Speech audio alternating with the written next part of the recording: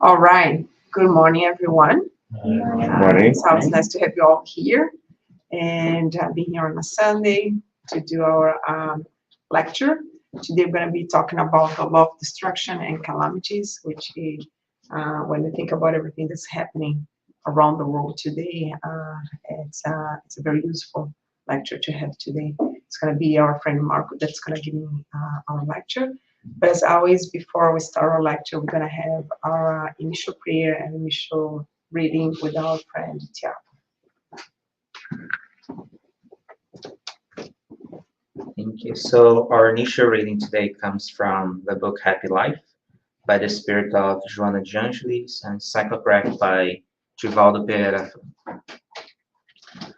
Do not fear your accusers when they lie about you and try to drag you into inglorious battles through slander.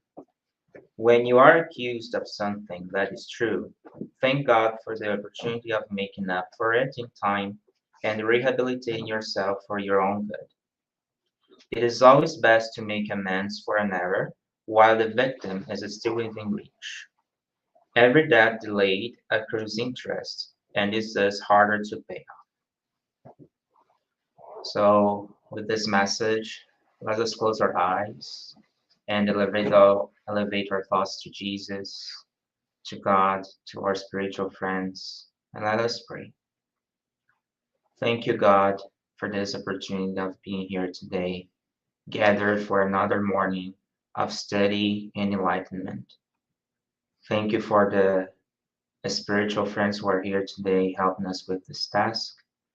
And may God illuminate our friend Marco, who is giving our lecture today. Be with us today and always, and so be it.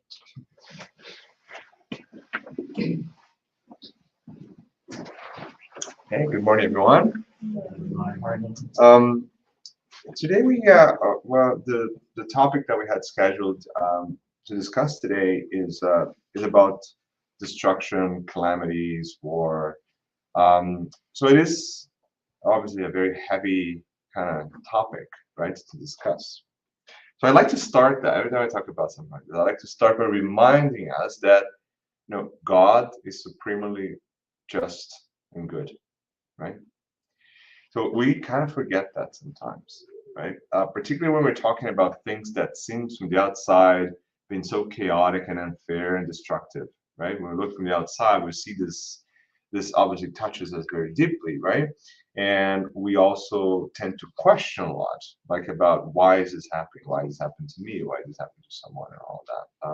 And that also comes with this little flutter moment in our minds that God maybe still be punishing us somehow, right? Because we're trained to think that way, right?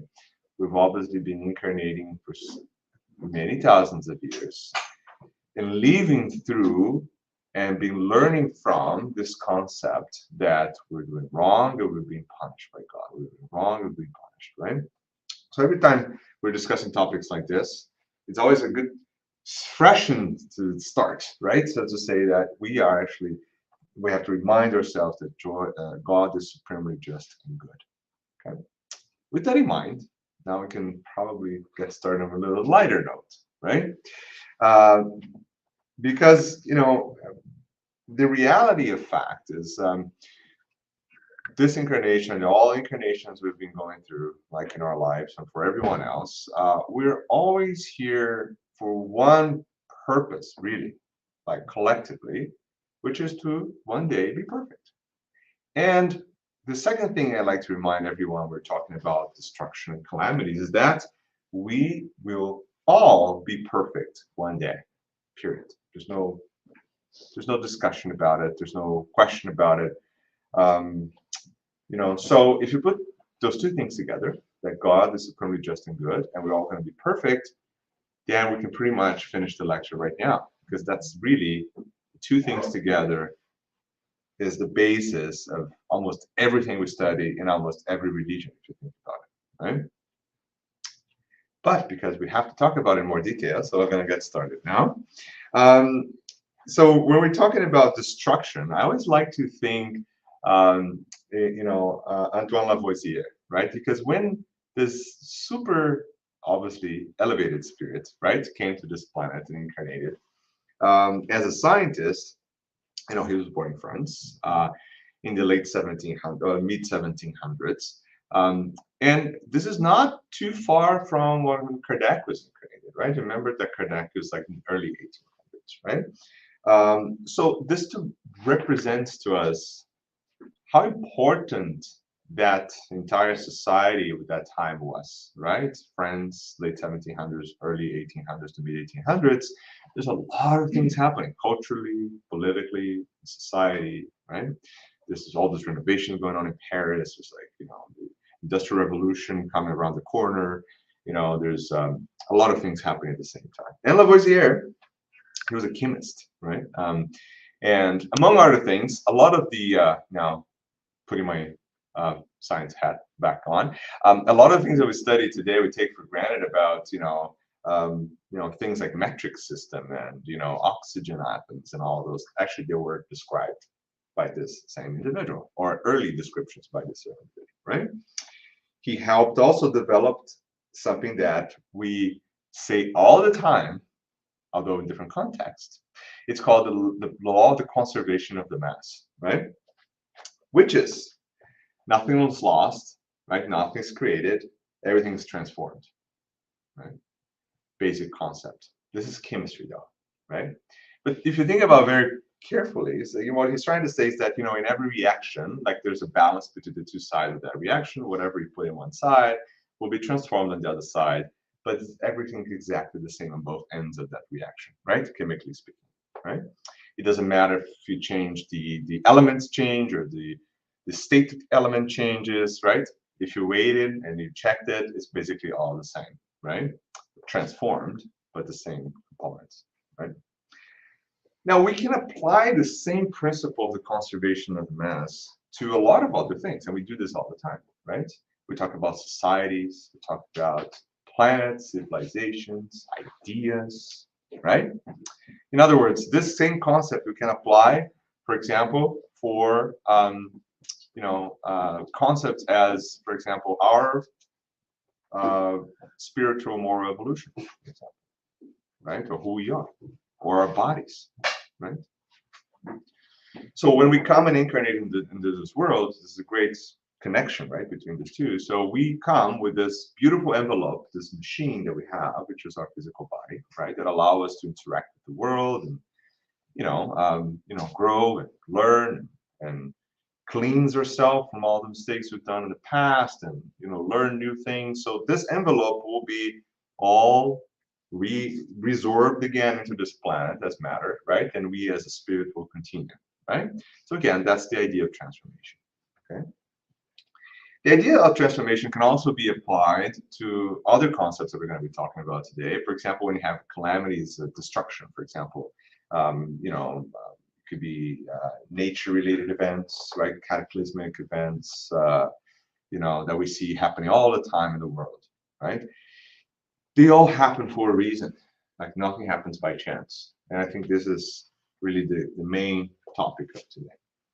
So I'm going to be using primarily material from the Spirit's book, directly from the Spirit's book. And I'm going to be using some examples of the book Planetary Transition, right, by Duvalto that we have in the library here, that gives a little bit of a spiritual perspective of what happens, right, when these events occur. And if you want to read a little bit more too, even I'm looking at planetary transition right there. Oh, look, what a coincidence. Coincidence does not happen. Okay. And also, in some of the books of André Louise, there's going to be small passages that they kind of comment about the great efflux of spirits that are disincarnated during the wars, for example, right? And you can read that. We're going to talk about that too. Okay. But let's go back to the basics. Okay, Kardec. So Kardec, question number 728, and I'm going to read directly from the book here. Is destruction a law of nature? Well, that's kind of interesting, right? I like destruction. When we think about destruction, we think about something lost, right? But then if you think about Lavoisier and the principle of conservation, right? So maybe that's not lost, it's just transformed, right? That is kind of the whole concept that we're going to talk about today. So the spirits are going to answer. It is necessary for everything to be destroyed in order to be reborn and regenerated. What you call destruction is no more than transformation that is aimed at renewing and improving living beings. Huh. That's interesting, right? I think that makes sense for a lot of us. Now if you go to the other side of things, when you're looking at, imagine us now, all in the spiritual world, preparing to be incarnated, right? Look at this journey now, right? We're looking at the journey now for the incarnated world, right? So we're all incarnated, and we know that all of us, we're going to lose our physical bodies that we have right now, and we're going to move on, right? We call that death, right? When we die, right? But when you're coming into the spiritual world, it's actually more scary. Think about it, right? So in the spiritual world, you're living like your real life, right? You have this ample capability of remembering things and learning things, right? And you have understanding of your previous existences, probably, right? You're living in your spiritual place, city, whatever you are, and then someone comes to you, it's like, it is time. It is time for you to take on this envelope of matter we call body, and you're going to go into this unknown place, right? You're going to go through a lot of trials. Actually, you're not going to remember any of this, by the way. I'm going to take away your book for your exam, right? I'm going to give you little hints in your mind that you remind yourself. And there's going to be some people that give you on this like tiny bits of information that you really grasp, helps you, right? But you're going to go into this journey, into this body. Most likely, you're going to go through a lot of struggles. You're not going to remember any of this, and it's going to be great, right? Actually, incarnating is more traumatizing than disincarnating by a million times, right? And it's funny because when we're actually incarnating, there are celebrations for that. Then the spirits gather around and say, hey, good luck in the journey, like that. So in a more positive way than what we do in this side, it's like, oh my God, this person's passed. That's part of life, right? Both ways, right? But in a way, our discarnation is actually returning to our normal lives. So it's like you're going through a journey, right? And now you're coming back. Okay? Now, when Kardec is talking about this idea of improving and renewing, that's kind of exactly what he's referring to, right? Because if you think about a cycle of existences, it's basically, this is the main concept, right? We're all here to continue a moral evolution, right? So this cycles of transformation, we put it this way, are opportunities that we have to learn and to grow. So he continues. He asked the spirit in 731, why has nature placed the agents of destruction side by side with the means of self-preservation? That's such a great question, and we don't think too much about it. And think about it. So so we have free will. We have a lot of faculty, capability of understanding. We have knowledge, information delivered to us. We can go to the internet now and search everything. Imagine it was a lot harder in the 1800s, where you actually had books of everything. And remember Kardec, when he was trying to publish his books the first time, many of them got burned and destroyed and persecuted. And it's not easy. How do you transmit this information, right? So the information, we have more availability, right? Resources to achieve that. But at the same time, the resources is available. There's going to be some sort of counter information available at the same time. So all of it, right, will be delivered the same way. Same way with destruction. So every time you think about, we as a humanity develop ways of destroying ourselves, which we're very good at that, right? That same process is what allows us to survive. Nuclear energy is a great example, right? In Canada, about half of our energy is generated by nuclear energy, right? Think about it.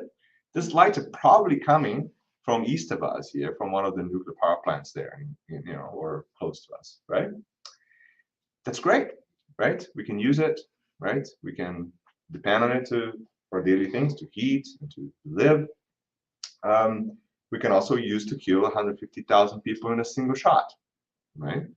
That's exactly what happened in Hiroshima and Nagasaki, right? More than that, actually, combined. So why is that happening, right? So then the spirits are answering in a very interesting way. They're going to say the remedy is beside the illness. we already have told you, in order to maintain balance to serve as a counterweight. In other words, for us to grow, we have to learn to make decisions. Wait a minute, let's think in 1 second, right? So I have 3 kids, right? Everybody, most people know that. I have a 3 and a 5 and a 10-year-old, right? So I can see a little bit of the spectrum of, development, right? It's like also Piaget proposed before, right? The phases of the development. And what is interesting about this is that when you look at a 3-year-old kid that still obviously does not have the laws incorporated into self. In other words, everything comes from the outside. So I have to tell the 3-year-old that you cannot do this, right? There's an immediate pushback towards that because there's no idea of consequence yet built into prefrontal cortex, right? So they actually don't know exactly how to regulate and how to understand rules, right? So when my 3-year-old wants to jump out of the 2nd floor through the stairs, I actually have to grab her and say, do not do this, right? Because this is actually going to be a problem, right? Now, we all adults are kind of good at that, right? We know for most cases, right, there are certain things we'll do that will definitely be bad. So that concept is already internalized. So that's what that Piaget proposed, that we get to that stage. We have the self-control part inside of us for most part. So we don't do a lot of things that will be kind of catastrophic, right? But for the moral principles, right, that does not apply. I'll give you an example.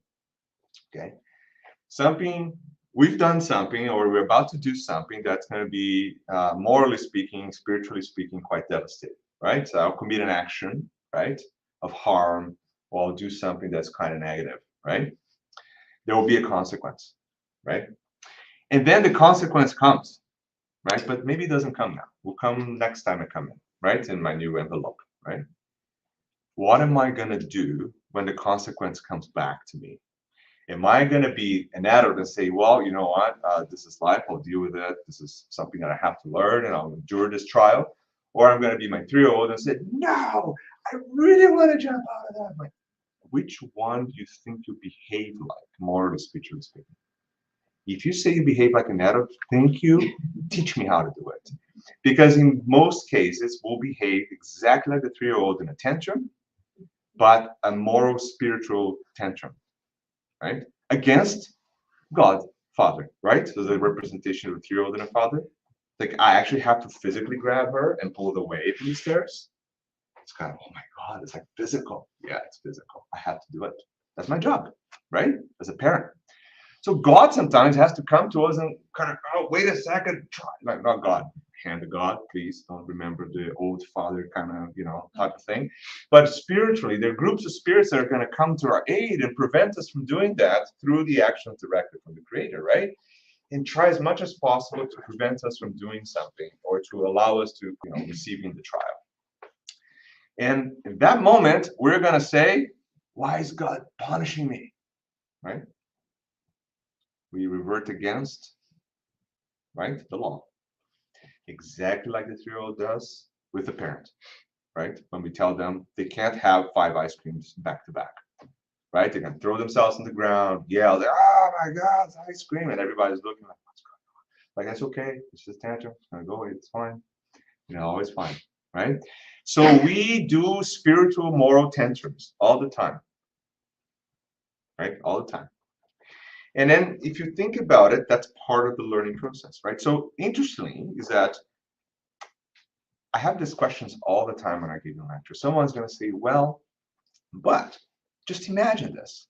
Like, if I always had that person beside me just telling me what to do all the time, it's like, don't do this, grab my hand, don't do that, then I wouldn't be in trouble, right? I would breeze through life. That's what we ask in our prayers, don't we? We ask that, right? Please, God, send me, help me out so we can kind of keep on the path. And yeah, they're always there, by the way, right? So just to remind you of that. And there's a story about one of my great friends from the States when I spent years there in the Spiritus Center. He tells us the story, and I tell this all the time. One day he walks out of the Spiritus Center, and he's feeling so good. Like, he was in the mediumship group, he was like helping other people. He was like, wow, I'm almost like the Mother Teresa Calcutta level of perfection, right? We do that sometimes. We're feeling like on clouds, right? And then he actually mentally says to his guardian angel spirit mentor, right? Says, mentor, hey, you know what? Go help someone else. Because I'm good, right? There's a lot of people suffering. He does it in a spontaneous, he was thinking in a good way, It's like, say, go help someone. I'm totally cool. It's like, see, I'm doing everything. Like 2 minutes after that, comes a guy and mugs him in the street out of nowhere. And then he continues on that day, and something happens. He falls on the ground, and then something like he said, it was a complete disastrous day. The entire day, he said he got home late at night that day. He had no wallet. He had fell on the ground. Someone called him and said a lot of things to him, and he got upset. He called the other person, yelled at the other person, started to have this massive disruption on his day. So he goes back home. It's like, can I just take back that just for 1 second? I start to make better decisions again. It's a funny story. Obviously, this is not necessarily related to having this guardian angel spirit or not, but it's just to illustrate the fact that we receive that help constantly, right? But we also receive help, but we demand more than the help, just like the 3-year-old example, right? We demand that God tells us what to do all the time. It's like, oh, no, I got to do this, got to do that. And then we don't do it anyways because we have the information available right here, right? We can read and get information, and then we don't do it. And what if it happened, actually occurred, that every time I was thinking or doing something that was not towards the law of God, someone would come and changes, but without us thinking, right? Then do you think we would be learning? Think about it, right? No, not really. Because at the moment that we didn't have that support and we're really allowed to grow as a person, right? Or face the challenges, like people like to say, we would fail catastrophically, right? So that's why the learning process, even when you're comparing to kids and us, morally spiritually speaking, requires us to be exposed to a very large group of experiences. That's exactly what Piaget proposed, like in most of his studies, that going out there, living experiences, right, seeing what's there, like classes outside. A lot of the methods that we use today is based on that too.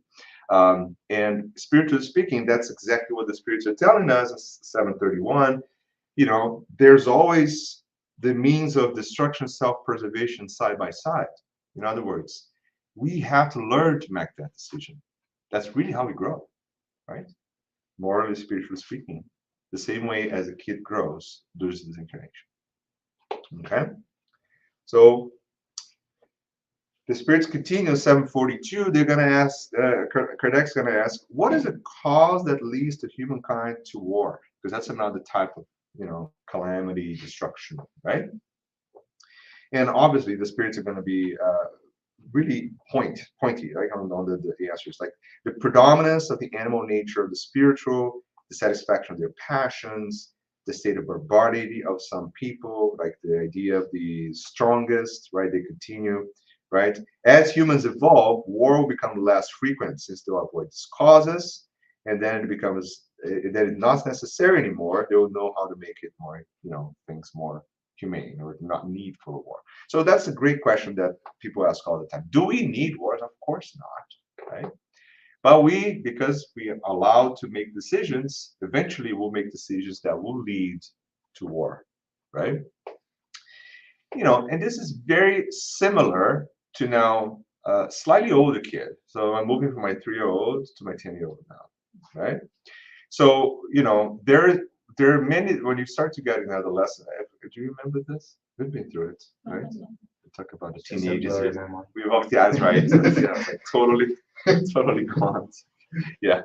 So we've been there, by the way. If you think carefully, remember a lot of things we've done, right? But this is interesting. So, when you think about the older kids now, or the pathway to more evolution, right?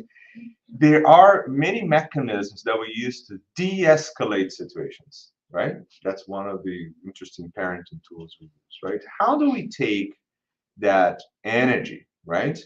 And allow it to transform it, right? Just like the law of transformation we talked about, right? Into allowing more conversation, right? You know, the usual like take a deep breath, think about it. Don't answer that email when you see it, right? Wait till tomorrow, kind of thing, right? For adults. So as we grow physically, right, we start to get much more complex scenarios instead of like I'm gonna do something really, really bad, like that's obviously gonna be a bad idea, to more nuanced things, talking about selfishness and pride and how do I see the other, how do I respect the boundaries, how do I communicate that, right? How many therapists today basically do all of it? That's all they do in their lives today with many other people, right? Just to making sure that we understand how to communicate, right? And I think this is what a lot of what the spirits are talking about here when they're talking about war and destruction is that if you really knew how to communicate and to understand each other's perspectives, right? This conflicts will basically disappear, like most of them, right? And it's interesting that in the following question, the spirits are going to say, what has been the goal of providence, divine providence now, in allowing this or making this war occur, right? And then spirits are going to answer freedom and progress. Wow, this is kind of interesting. Because what they're trying to say is that even in the worst case scenario that we create, divine providence will find ways to make that a positive spinning wheel, or something good would come out of it, individually and collectively. How is that possible, right? Yes, there are many examples of that, right? There are many societies that have been changed, scarred and changed by war many times, right? Individuals by not only war necessarily, but by acts of violence, right? But now, if we take our really, really narrow sight of things, and we only look at matter, and we only look at a very short period of time, we only see destruction. That's what the spirits are telling us. If we're able to abstract from that and see the entire line of spiritual progression, we'll see that as a tiny little bump on the road, right? That will lead to a clear evidence of progression after that. Okay? As an example, like when something, a recent example I'll bring, right? So when we recently saw, probably a couple years ago, when there was an invasion of Ukraine, right, by Russia, right? How many of us instinctively and immediately connected to the people that were suffering? Not to the political side, yes, that's part of it, but to the people that had their houses invaded. All of us. Now, what is the end result of millions of people projecting some support, no matter how, or in which language, or which religion, projecting that positivity thought towards? That is actually huge. So the spirituality actually uses that, to help, to support other people, right? Like in the tsunami that occurred in the 2000s that we're going to talk about for entire transition, there's a great description of that too. How those 100,000+ lives and the chaos and the destruction that it caused immediately brought a wave of pouring generosity and charity and positive change to the entire world, right? And for people that may not actually never have thought about it, right? They actually did something, and they didn't do only for those people that were there. Sometimes they started to help people around them that they would not otherwise not do, right? But that entire moment in history allowed or triggered them, right, to do something different. So the spirituality uses that, right, collectively to bring some progress, and that's what the spirits are addressing, right? Then question 737, and as usual, Allan Kardec is very sharp on his questions, right? He's going to say, so for what purpose does God inflict humankind with these calamities, destructive calamities, right? The spirits answer one more time with a lot of consistency: to impel them to progress more quickly Haven't we stated that destruction is necessary for moral regeneration of spirits who accomplish a new degree of perfection during each new existence? You must see the end in order to appreciate the results. You only judge such things from your own personal point of view, as you regard such afflictions as calamities because of the injury they cause you. However, these hardships are often necessary in order to make things arrive at a better order more quickly, and to accomplish in a few years would have otherwise require many centuries. Now, again, this is a very difficult thing to do, particularly because we're living it, right? So, every time something painful happens, even close to us, particularly close to us, we automatically go into our previous existence modes, right? Of like automatically thinking about the idea of punishment, automatically narrow our sights towards the now, right? And looking on the physical. It's almost like a stress response mechanism from our spirit, right? Every time it happens, we shut down, we go to that mode. And then sometimes we can get out of that mode quite quickly, and other people kind of fall deeper and deeper into that mode until it manifests into a spiritual body, physical body, and then we go into stages of depression and a lot of other diseases that can come out of it, or traumatic disorders and all that, right? Post-traumatic disorders. So you can see that how important it is, particularly for us in Spiritism, right? To be able to, whenever something that is unpleasant happens, like not even chaotic, traumatic, or destructive, but when something unpleasant happens, we allow ourselves to take, like just like I do with my pre-teenage boy, allow ourselves to take a step back. I use the stop algorithm. We're going to learn that from spiritual side now. So stop, take a step back, observe, and proceed. Stop, right? Algorithm. This is so amazing. I learned that with him because he was doing therapy for stuff. And I actually picked on the therapy that he was doing. Like, I got to learn that too. That's a great thing. It's for everyone. It's not only for kids. So I've learned this. It's from DBT, right? Dialectical behavioral therapy, right? So I learned that from DBT, and I'm so happy to do that type of it, right? I actually do it now in my own stuff, right? But how about we do that? If we think in Spiritism, that's kind of what the spirits are telling us all the time. Exactly the same thing, not with the same name, right? Because this is like 1800s, right? Talking about spiritual life. They're not going to use this algorithm, like this doesn't work, right? They would laugh at them like, the spirits, get out of here. Like, you don't know anything. But it is, spiritually speaking, that's exactly what the spirits are telling us. When something unpleasant happens, stop. Take a step back. Think about what we know about spiritual life, right? About the entire spiritual life, not this tiny little fragment of time that we're going through, right? Observe the entire support that we're receiving, right? From above, right? From all our mentors and spiritual friends, right? Everything, the support that we have.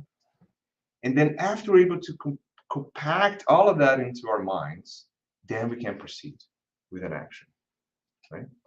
But if you don't do that, you proceed with anger, you proceed with despair, you proceed with a lot of sentiments that will block you from actually seeing all this stuff.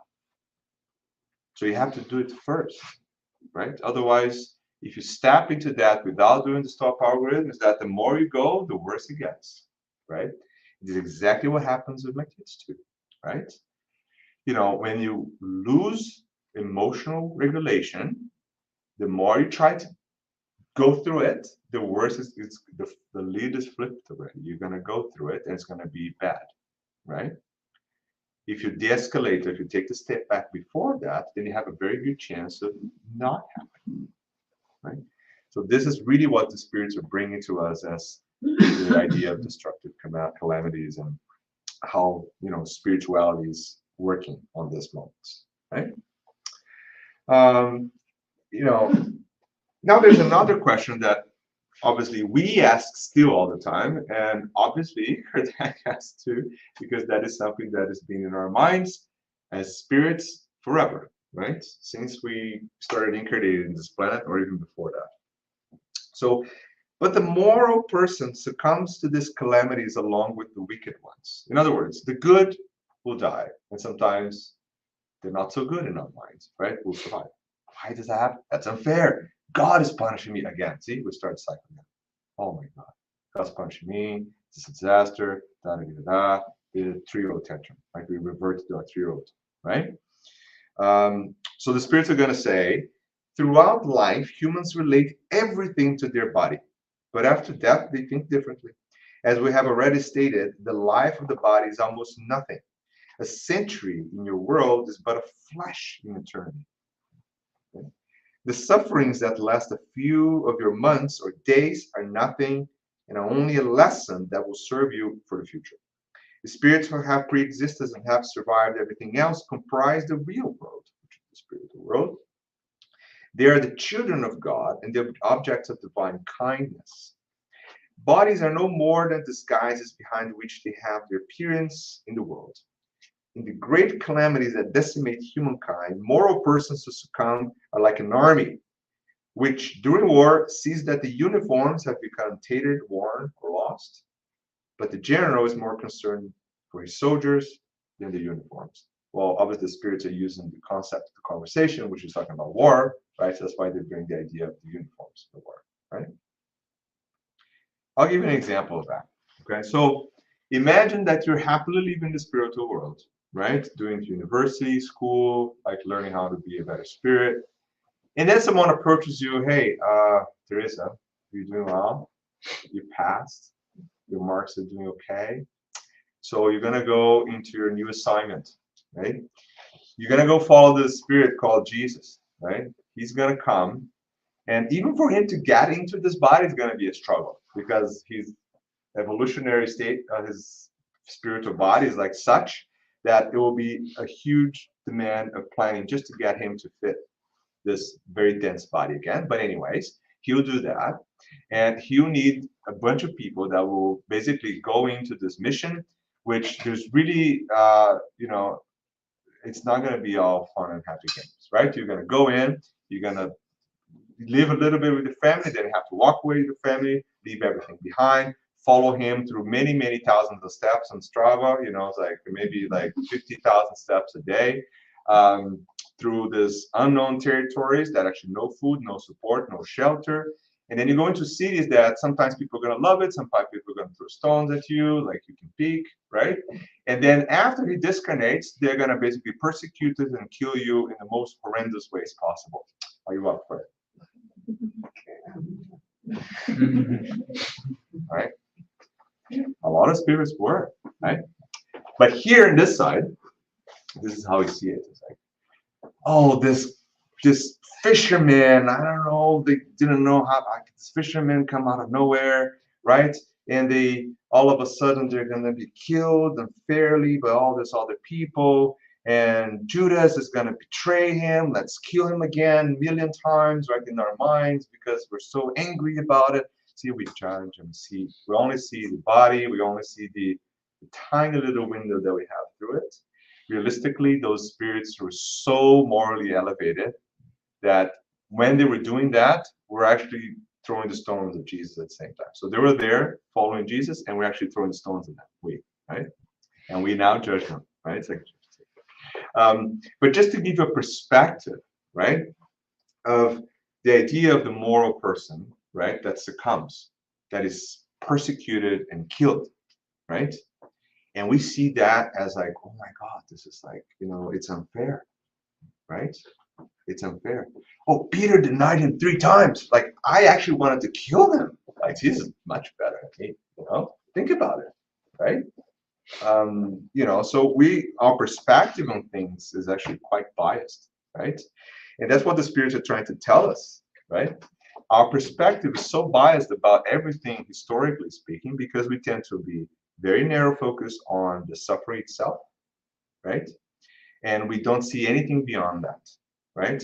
When we see an early Christian being killed in the circus in Rome, all we allow to grow inside of us is revolt.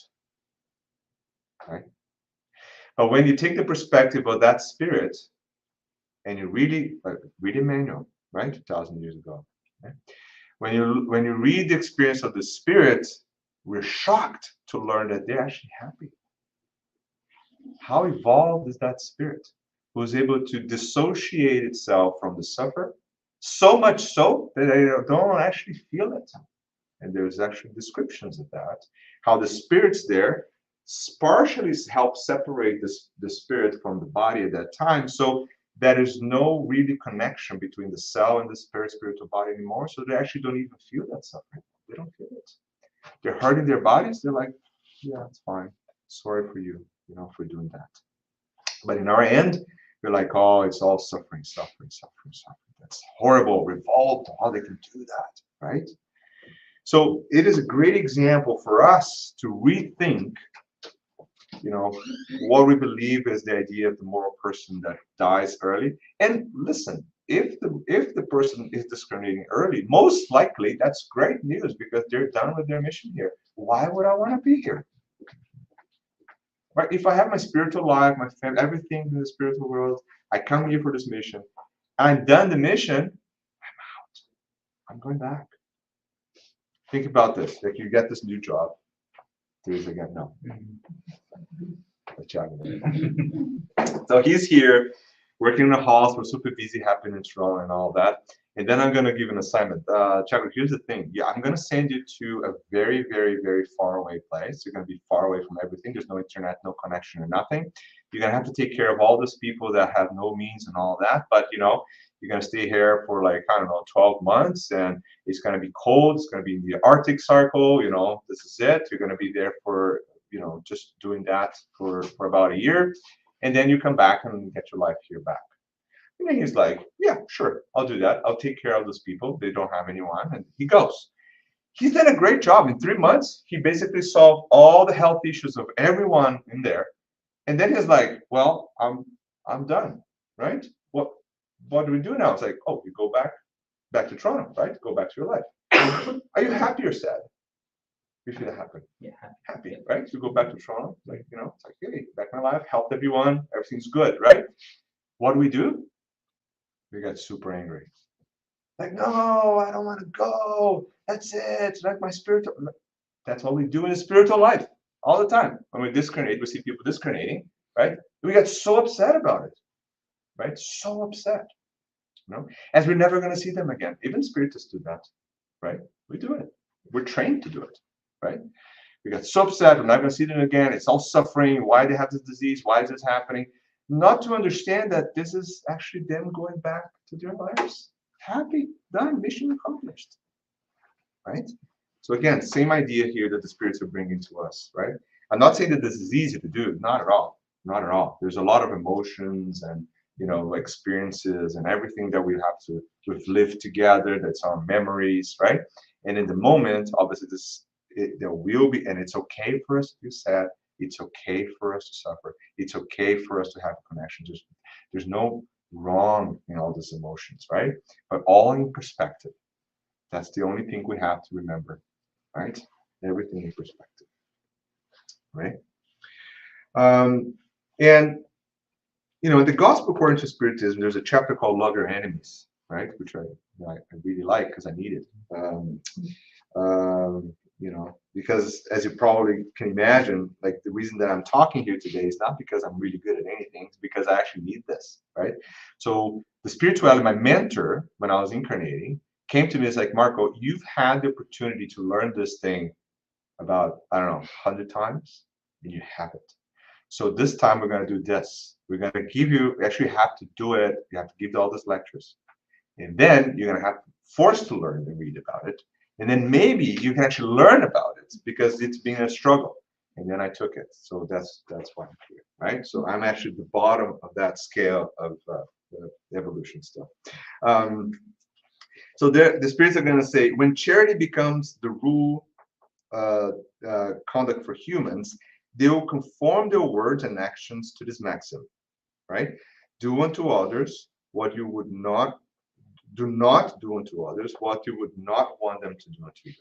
Then all causes of vexation appears, and then causes of duels and wars, calamities, which are actually, they're all going to disappear. And this is a communication in Bordeaux in 1861, right? It's simple, right? We also have a solution, right? We have a goal, we understand what we're doing, we have a plan, we just have to put it in practice, okay? Now, just to finish, I'm going to give a few examples of Manuel Filomeno de Miranda and Givaldo. So the book Planetary Transition is quite interesting, and now there's obviously follow-up books to that too that are quite interesting. But I really like that book, and the reason why I like it is it provides like a live experience almost of a spirit that is coming to assist, right, in this mass discarnation that occurred during the tsunami in the 2000s, and it gives us great descriptions from different religions, right, from different people, right, and what happens, right, spiritually speaking, when you see this mass discarnation of over 100,000 people in a single day, right?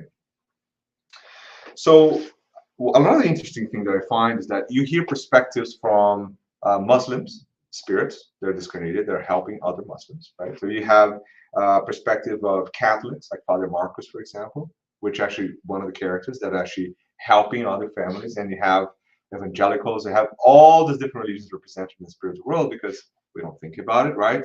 For some reason, spiritists think that only spirits on the other side, right? There's always spirits, all your spirits.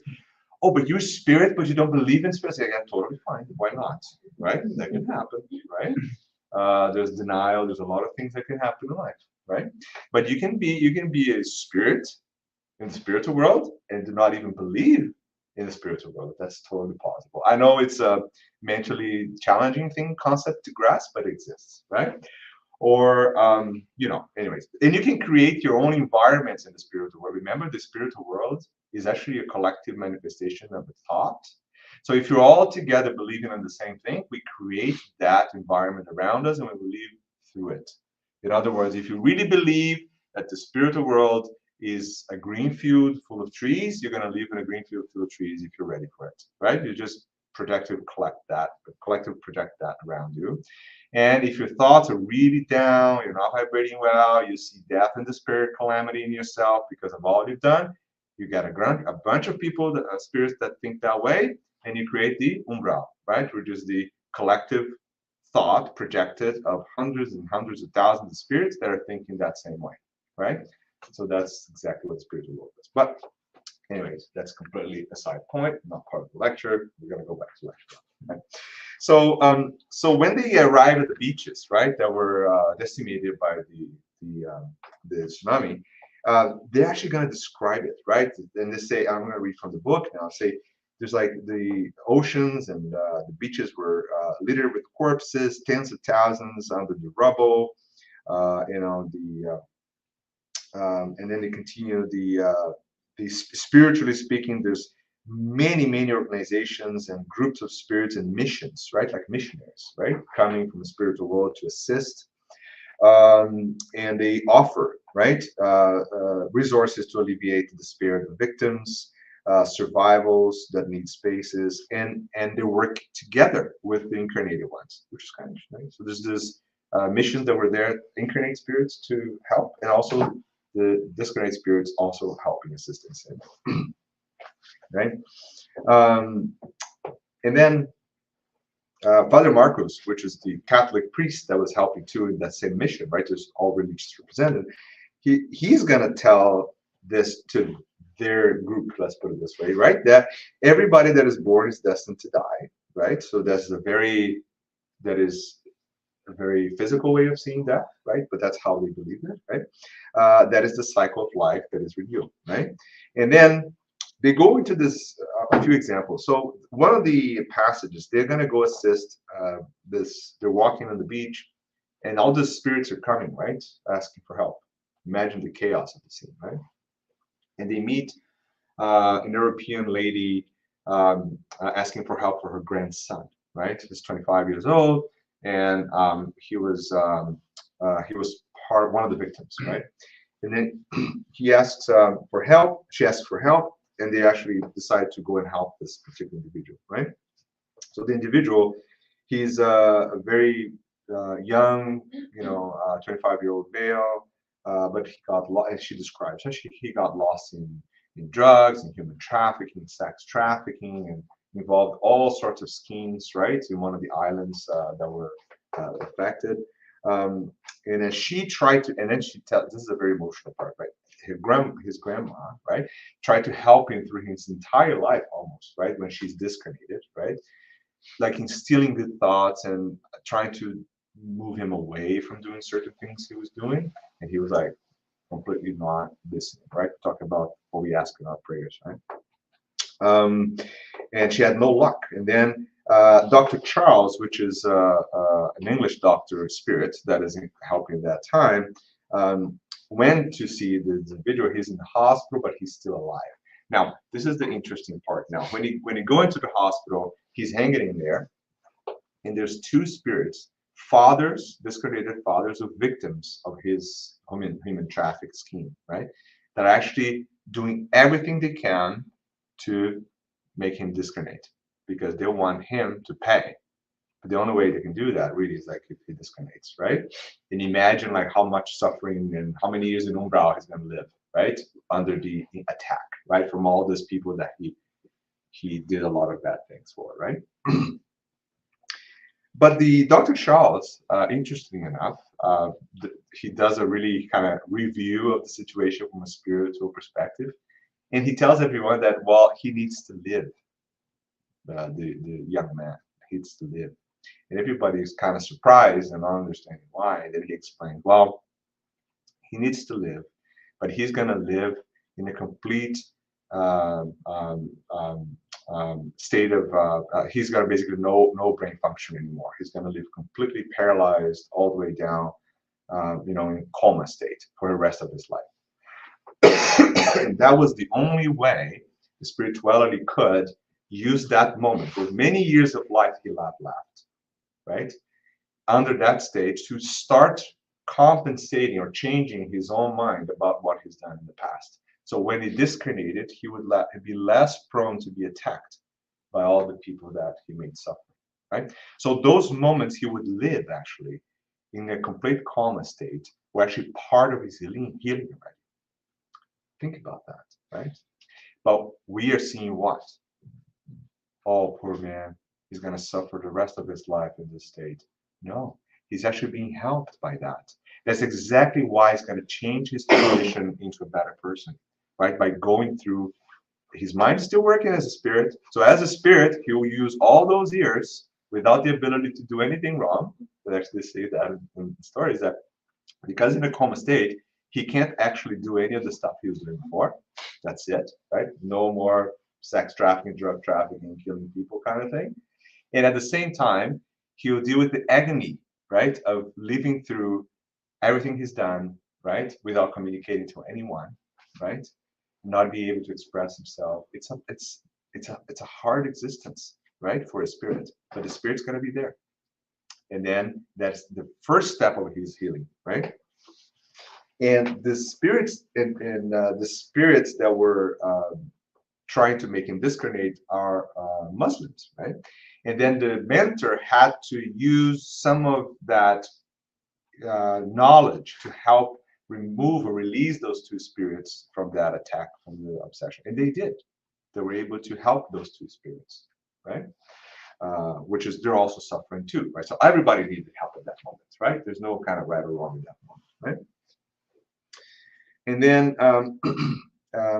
this is one of the victims that will basically survive in a coma state, right? And then there's another story that it was a young mother that discarnated with a baby in their womb, right? A pregnant lady. And then when they come, they see all the suffering. The mother could not, still very connected to the body, right? And the baby also there, the spirit that's incarnated into the baby also, or about to incarnate the baby there to connect it. And what everybody's seeing from the outside physically is that, oh my God, there's so much suffering. This lady died, right, with her baby, and everybody's crying and all that. And then the spirit comes and say, well, this is the story about this individual. She used to live in one of the islands in the area. One incarnation prior, she did a lot of rituals that involved killing young people as part of a kind of dark magic ritual, right? And a lot of people suffered because of that, right? And then she spent many years in the spiritual world preparing herself to come back to actually not being able to have a baby, right? In order to kind of learn how to respect and care for a life, right? And she was also supposed to have a tragic early loss of life, right? So that was all part of the plan. So the spirit, the baby spirit, was totally fine. They talked to him and he was like, okay, fine. It was all part of his story, right? But she, again, she actually accomplished that part of her mission, right? Of that learning, right? And she was actually living better than when she came. So the tsunami, in a way, brought together hundreds of thousands of spirits that needed to go through some sort of traumatic incident in their experiences. And they allowed that to happen at the same time for everyone, which we don't see that, obviously. That's a lot of planning involved, right, for that to happen. But nevertheless, the spirituality will allow those things to happen for a rapid transformation to occur. And if you go through the book, in every story, the moment is catastrophic, chaotic, and horrible from our eyes, but individual stories may have helped hundreds of thousands of spirits that are kind of go much better states actually than when they came in this incarnation, right? So this is the hardest thing to learn, I think, and obviously I have a hard time understanding that still when it happens, but I think we should allow ourselves to see things more from the spiritual perspective, right? And not only in the physical perspective.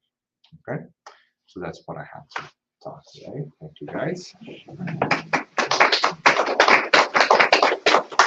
Thank you, Marco. Yep. That's great lectures. I would say it's this day is very useful to think about. Do you have any comments on Yeah, introduction? we have a comment from Leo. He says, all this explains that our life on earth is only a journey. But as Marco said, for those who suffer the calamities, bring so much pain and challenge. Rest to us to pray and help as we can. I would like to remember that Rio Grande do Sul population is suffering now. We can pray, get involved, and try to help as we can. That's a great point. Yeah, so it's happening right now, right? So I actually listened to the news while I was driving here, and it's such a tragic scenario where things are only getting worse for now, and a lot of people suffering, discriminating, and families struggling, and that's exactly the point. Like we should take those moments to try to elevate our thoughts more, right? So we actually help physically by saying things or helping people, and mentally, spiritually by allowing to project some good vibes and good thoughts to all the spirits that they're working, right? None of those individuals are suffering unnecessarily or because of punishment. It's all, everything that happens is supposed to happen. They're going to be helped, right? So, eventually we're going to go through this together as humanity, right? So. Yeah, we have the serious floods now in South Brazil. We have serious floods now in states as well. Yeah. Entire areas are flooded. Not talking about all the other calamities that we created around the world now, like such wars and so many other things happening. And we all have to start to vibrate a little bit better for this and be active as well, right? And vibrate for this planet in general. Yeah. Any other comments or questions here? I have a question. So you mentioned this Gnostic idea that Jesus and the apostles didn't suffer.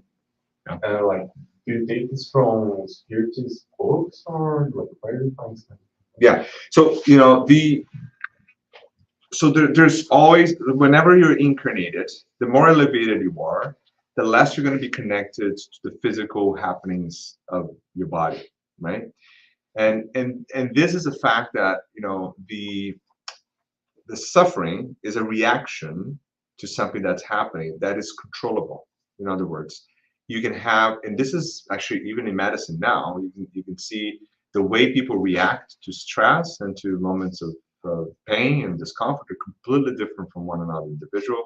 And there's many mechanisms that regulate that. So the perispiritual body basically is connected to every cell in your body directly, right? And it responds to what happens into your physical body directly, right? And then you as a spirit feels that through your perispirit, right? To what's happening to your physical body, right? What happens is that the more elevated you are spiritually, the less connection you're going to have into that, and the more control you have over what you feel, experience, or how you present yourself. Everything changed, right?